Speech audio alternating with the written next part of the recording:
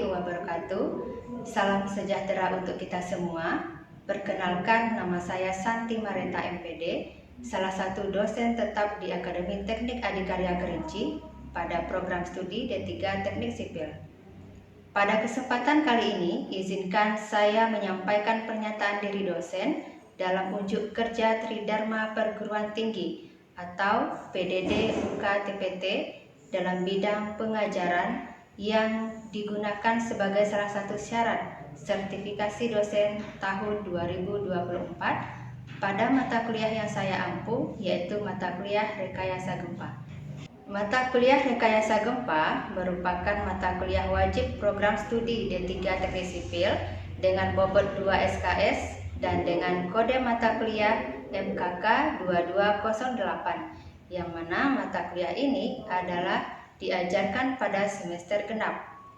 Adapun deskripsi singkat mengenai mata kuliah Rekayasa Gempa ini, yang mana mata kuliah ini adalah cabang dari ilmu teknik antardisiplin yang mendesain dan menganalisis struktur dengan mempertimbangkan gempa bumi dengan tujuan untuk membangun struktur sehingga memiliki performa yang baik saat dikenai gempa. Capaian lulusan prodi yang dibebankan pada mata kuliah ini ataupun CPL: 1. Menunjukkan sikap bertanggung jawab atas pekerjaan di bidang keahlian secara mandiri. 2. Menguasai pengetahuan faktual tentang perkembangan bidang teknologi bangunan sipil. Yang 3. Mampu memecahkan masalah pekerjaan dengan sifat dan konteks yang sesuai dengan bidang keahlian terapannya, didasarkan pada pemikiran logis dan inovatif, bertanggung jawab atas hasil secara mandiri. Yang 4. Mampu menggambarkan teknik bangunan sipil untuk mendukung proses perencanaan, perancangan, dan pelaksanaan konstruksi sesuai dengan spesifikasi teknis secara manual dan atau menggunakan perangkat lunak. Sedangkan capaian pembelajaran mata kuliah ataupun CPMK pada mata kuliah Rekayasa Gempa ini adalah: yang pertama, mahasiswa mampu memahami pengetahuan dasar kegempaan ataupun seismologi dalam perencanaan struktur bangunan. Yang kedua, mahasiswa mampu menerapkan prinsip-prinsip rekayasa gempa dalam perencanaan struktur bangunan. Yang ketiga, mahasiswa mampu menjelaskan detailing struktur bangunan tahan gempa. Yang keempat, mahasiswa mampu mendesain struktur bangunan tahan gempa.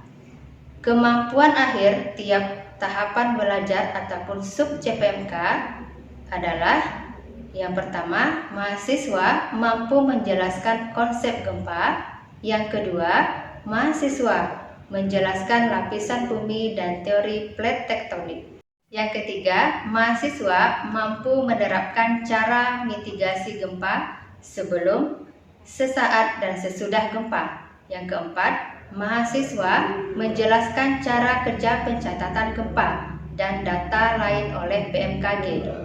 Yang kelima, mahasiswa memahami konsep bangunan tahan gempa. Yang keenam, mahasiswa menerapkan prinsip-prinsip dasar bangunan tahan gempa.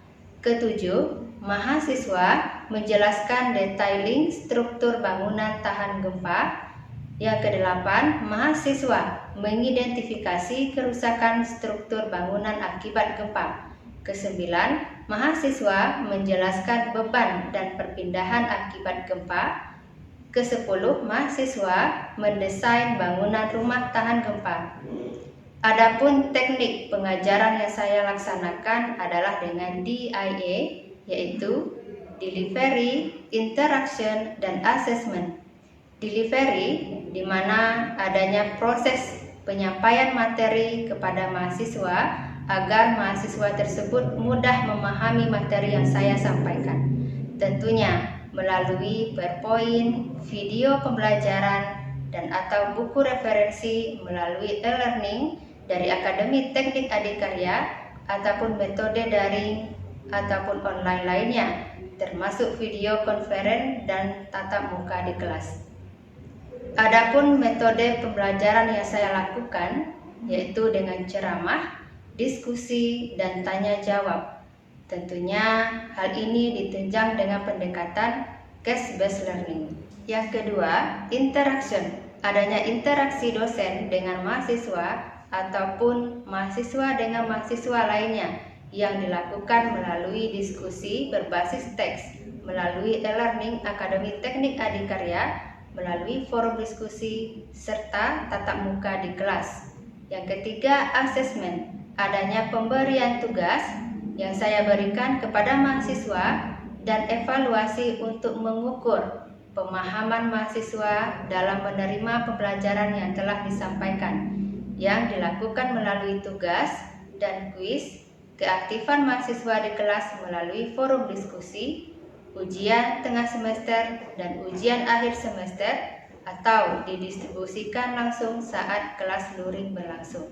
Dalam menunjang proses pembelajaran, saya menggunakan buku yang digunakan sebagai referensi, yaitu yang pertama, buku Tata Cara Perencanaan Ketahanan Gempa untuk Struktur Bangunan Gedung dan Non-Gedung, karangan Anonymous 2012.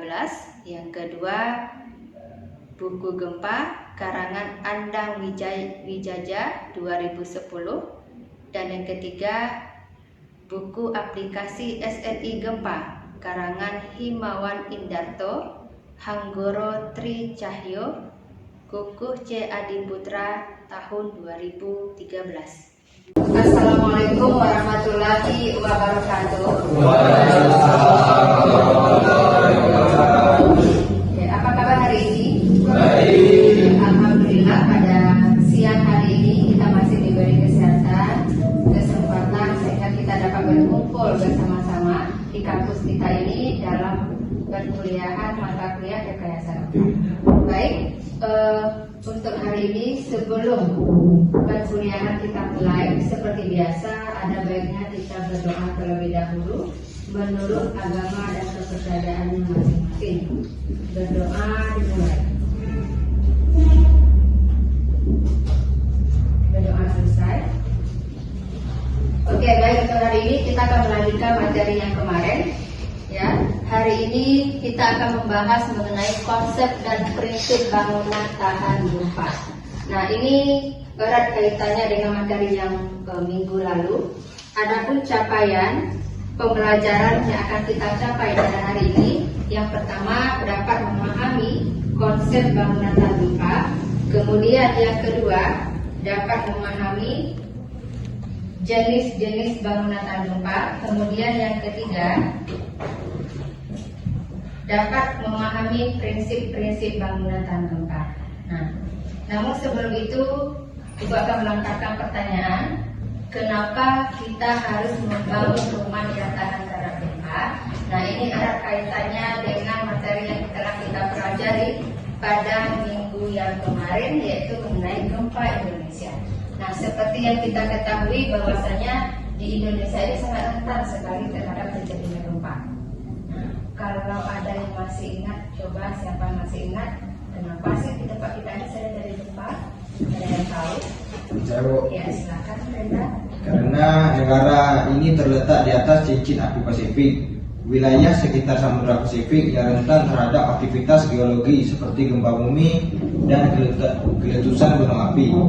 Karena di Indonesia diapit dengan 3 lempeng. Yang pertama, lempeng Indo-Australia. Yang kedua, lempeng Eurasia. Yang ketiga, lempeng Pasifik. Ya, bagus sekali. Jadi kenapa kita sering terjadi gempa terutama Indonesia? Benar yang dikatakan saudara kita bahwasanya kita ini berada di cincin api aktif. Cincin api aktif itu berada di lempeng yang selalu aktif, artinya selalu bergerak. Kita berada di atasnya. Kemudian juga kita berada di jalur pegunungan api aktif. Makanya kita sering terjadi gempa di tempat kita.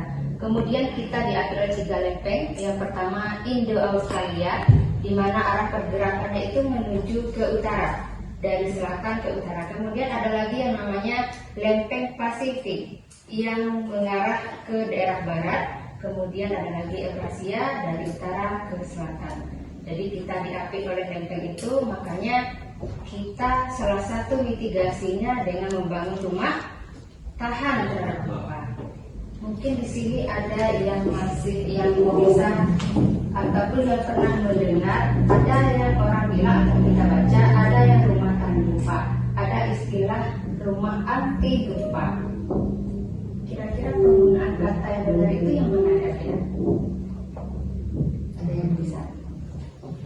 Yang benar anti gempa atau rumah tahan gempa? Gempa. Kalau anti gempa itu gimana kira-kira? Apa pengertiannya? Anti itu tidak tahan. Artinya anti itu Anti tahan. tidak terkena gempa. Oke, betul. Nah, jadi sering kita dengar di sini, saya ingin membangun rumah yang anti gempa. Nah, itu tidak pas penggunaan katanya. Kalau anti itu artinya tidak kena getaran sama sekali rumahnya. Padahal kita membangun tentu di atas tanah. Kecuali ada orang yang membangun rumahnya di atas sama bawah. Ada. Ya, nanti yang benar adalah tahan gempa. Mungkin itu yang perlu kita luruskan dari istilahnya. Kemudian, nah ini ada konsep bangunan. Nah, artinya apa sih itu yang dimaksud dengan bangunan dalam teknik sipil?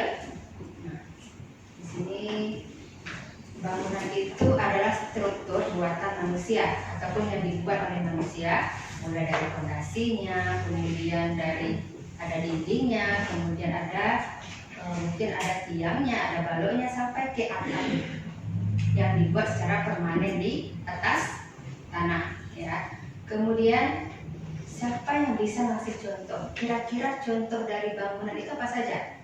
Gedung. Iya, gedung. Apalagi? Rumah. Iya, rumah. Apalagi? Iya, jembatan. Apalagi? Bisa jalan, ya. Bisa irigasi. Itu banyak sekali bidangnya dalam bidang pendidikan, sekolah. Kemudian ada kantor dinas. Dari bidang kesehatan, mungkin rumah sakit, ada puskesmas, ya. Nah, semuanya mempunyai bidangnya masing-masing. Kemudian jenisnya, ada bangunan teknik sipil yang kering, ada juga yang bangunan teknik sipil yang basah. Kira-kira apa perbedaan dari kedua ini? Dan apa contohnya kira-kira?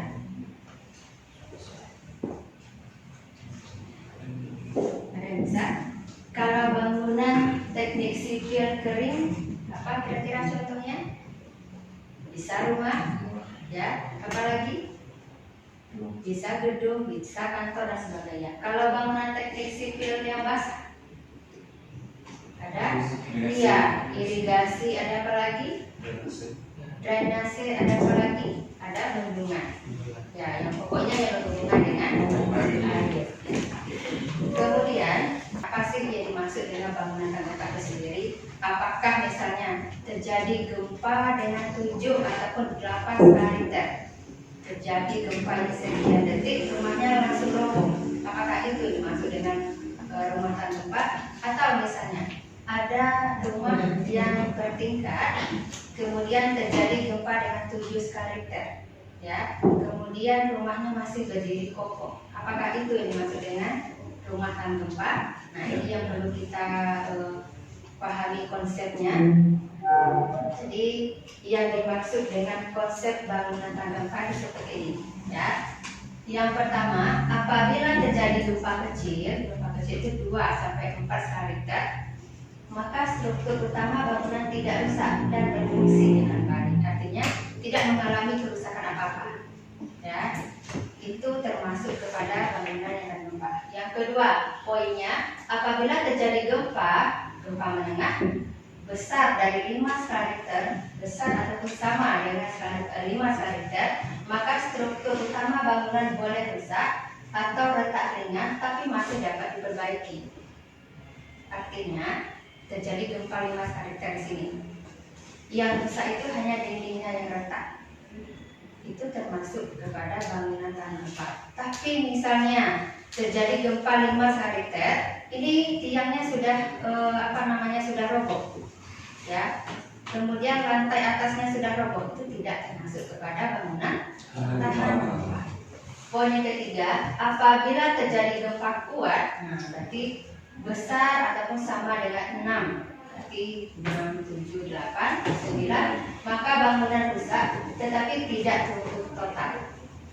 Contoh, kita punya bangunan yang 3 tingkat, terjadi gempa dengan yang sangat dasar 8 ataupun 9 skala Richter.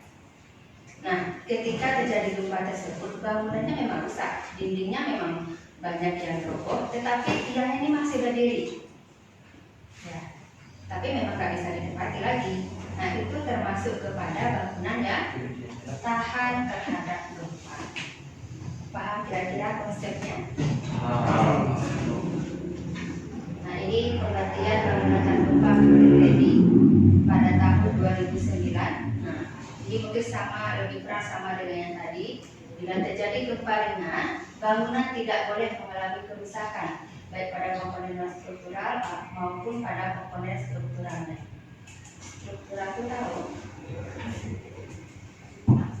Ini penopang, ini ada baru itu struktural.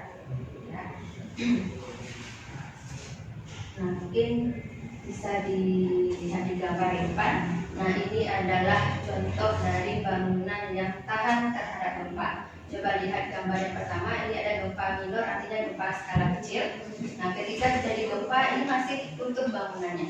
Tapi ketika terjadi gempa kecil, ada yang retak ataupun ada tiangnya yang patah, apakah itu termasuk bangunan gempa? Tidak, ya. Nah, kemudian kita lihat lagi ada gempa sedang. Itu hanya mengalami retakan dinding saja, ya. Kemudian ketiga yang bilang tadi, terjadi gempa yang sangat kuat ataupun 7, 8, 9. Nah, memang retak ataupun mau roboh, tetapi dia masih tiangnya itu masih berdiri. Nah, ketika terjadi misalnya gempa besar, orang itu masih bisa menyelamatkan keluar rumah. Paham ya?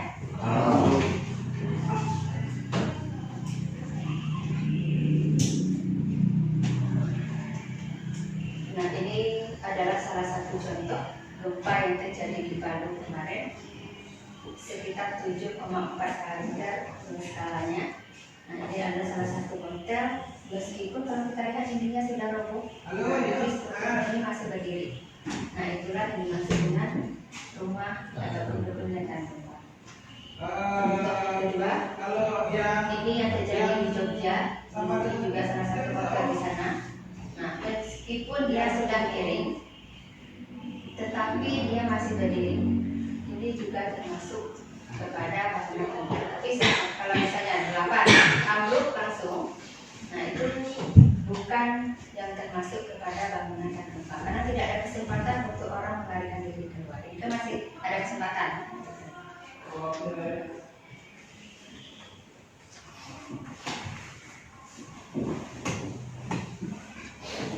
Kemudian kita masuk kepada jenis bangunan tahan gempa. Ini ada RISA, rumah instan sederhana sehat. Pernah lihat rumah seperti ini? Tempat kita ada? Pernah lihat? Kalau di kota besar kira-kira ada? Di Singapura pernah lihat? Ada banyak, ya banyak. Nah, ini salah satu bangunan yang tahan gempa. Kenapa? Apa ini dikatakan dengan bangunan gempa? Karena bentuknya yang sederhana, ya. Kemudian dengan konsep knock down alias bongkar pasang. Jadi ketika terjadi gempa, bangunan ini sudah diuji tidak akan mengalami keruntuhan. Kalau tak mungkin ya, kalau di dalam skala gempa yang besar. Kemudian ada lagi rumah Riko. Ya, ada Riko di sini. Riko itu rumah instan konvensional. Jadi kira-kira bentuknya. Kenapa rumah ini dikatakan dengan tahan terhadap gempa? Karena bentuknya yang simetris, seimbang antara kiri dan kanan. Lihat lagi bagian atapnya itu menggunakan apa? Iya, menggunakan baja ringan. Jadi konsep membangun tahan gempa itu semakin ke atas itu semakin ringan, jangan semakin ke atas semakin berat. Ya, kalau semakin berat dia akan bebannya itu semakin berat di atas. Ketika terjadi gempa dia mudah roboh. Jadi prinsipnya semakin ke atas itu semakin ringan. Nah, ini ada rumah panggung. Pernah lihat rumah seperti ini? Rumah apa ini kira-kira? Rumah adat ya. Rumah adat itu yang dijamin di gambar yang ke sebelah kanan, yang kedua. Dikatakan dengan tahan gempa karena bahannya itu dari kayu. Ya. Kemudian dia saling kait ataupun terikat. Yang ketiga itu coba lihat dia pakai fondasi kira-kira. Gimana? Coba dilihat di bagian bawahnya. Kalau rumah yang sekarang ini jarang kita temui yang rumahnya seperti ini ya. Kalau rumah untuk adat rumah seperti ini, tapi kalau rumah untuk hunian kita individu nggak ada rasanya yang mau di zaman sekarang nih, yang nggak mau yang membangun rumah yang seperti ini jarang. Nah, kenapa dia tahan gempa? Karena bahannya tadi yang pertama, yang kedua karena antara kayu ini mereka saling kait, ya, sehingga terjadi getaran itu dia bisa meredam getaran. Nah, ketika getaran terjadi di tanah dia kan meraba ke atas nih, ya. Kemudian karena kaitannya itu sangatlah kuat, maka dia bisa meredam gitu. antara tarik menarik antara kiri dan kanan kalau pergerakannya horizontal. Nah, yang kedua, ini kan di bawah kosong, ya, ada celah di bawah ataupun apa sih namanya, ada kolong di bawah. Nah, ketika terjadi gempa, kecil kemungkinan getaran itu sampai di bagian atas ini, ya, sehingga apa? Ya, mungkin ketika terjadi gempa besar ini bangunan di atasnya tidak rusak karena kecil, getaran hanya ke bagian satu.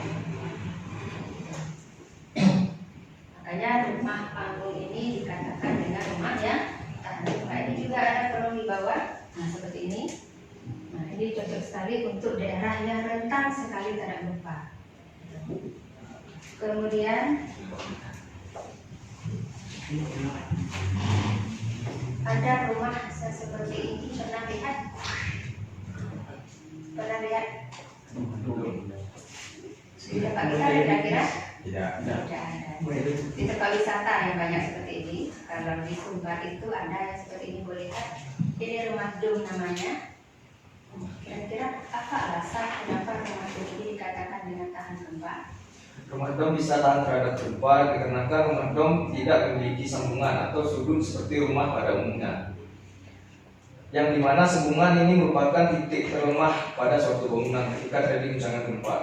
Selain tahan terhadap gempa, rumah dom juga dapat menahan angin dengan kecepatan 450 km per jam dikarenakan desain rumah dom ini yang bulat. Oke, bagus.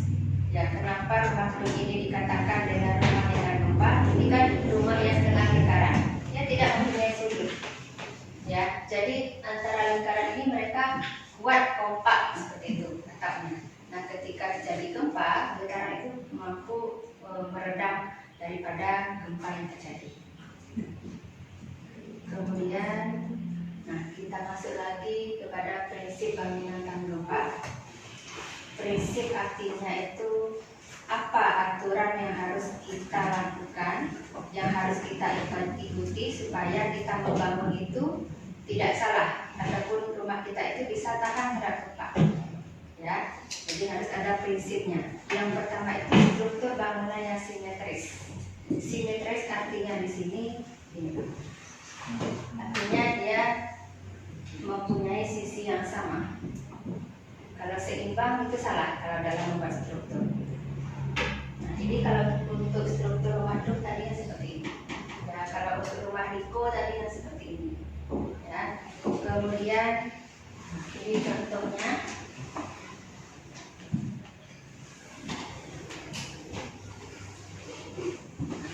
Ini adalah struktur yang benar, ini yang salah. Apa bedanya kira-kira? Nah, bedanya tentunya terletak pada yang ini yang tidak seimbang tadi. Ya. Pernah lihat ada rumah yang bertingkat, tingkat 2. Ya, kemudian ada lagi rumahnya sebelah gandeng, tapi tidak tingkat 2, tingkat 1. Ada atapnya. Jadi tinggi sebelah, ada tinggi. Nah, sebenarnya itu nggak bagus kalau untuk Jadi kalau tunggu rumah itu harus seimbang antara kiri kanan horizontal. Ya. Nah, ini juga contoh dari penggunaan struktur yang baik dan tidak baiknya. Yang tadi. Nah, prinsip yang kedua, letak bangunan harus berada di tanah yang stabil. Artinya tidak boleh membangun rumah itu di atas tanah yang tidak kuat ataupun yang banyak mengandung air atau banyak yang mengandung lumpur, tidak boleh. Nah, tentu kita harus bisa, kalau memang misalnya sekarang kan banyak membangun rumah di tanah yang sawah, ya, tentu harus ada antisipasinya gimana tanah itu bisa padat. Tentunya ditumbuh dengan pasir, jadi harus stabil untuk rumah yang tahan gempa.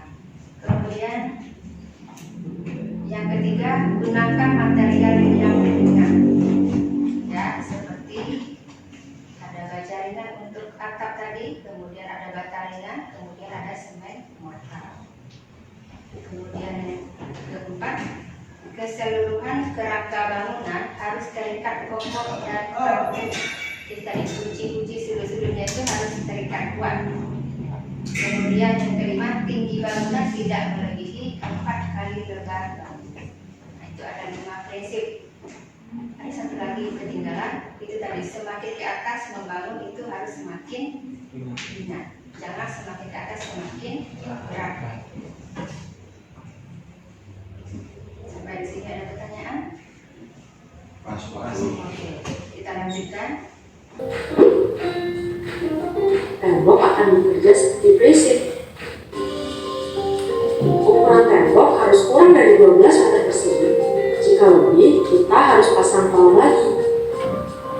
Setiap ada pintu dan jendela harus dipasang kolom. Ukuran kolom harus selalu lebih besar dari balok. Coba lihat ini, Miko.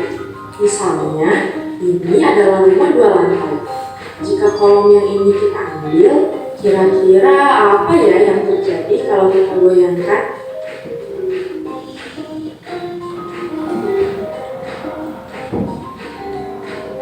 Wah, gagal semua. Betul. Oleh karena itu, kolom harus selalu lebih kuat daripada balok. Nah, itulah prinsip-prinsip membuat rumah tahan gempa, Miko. Wah, Oke, tadi sudah sama-sama kita lihat video daripada prinsip membangun rumah tahan gempa. Nah, karena waktunya sudah habis, mungkin dari materi yang hari ini ada yang bisa menyimpulkan. Silakan. Ya, silakan Alif. Baik, saya menyimpulkan dari video tadi, saat kita membangun rumah, semakin ke atas semakin ringan, jangan semakin berat terhadap beban. Itu akan berbahaya bagi pembangunan. Dan bangunlah rumah dengan seimbang agar terhindar dari bahaya. Demikianlah deskripsi singkat dan cuplikan video proses pembelajaran rekayasa gempa. Semoga dapat memberikan gambaran mengenai kegiatan yang saya laksanakan di Akademi Teknik Adikarya Kerinci. Terima kasih atas perhatiannya. Wassalamualaikum warahmatullahi wabarakatuh.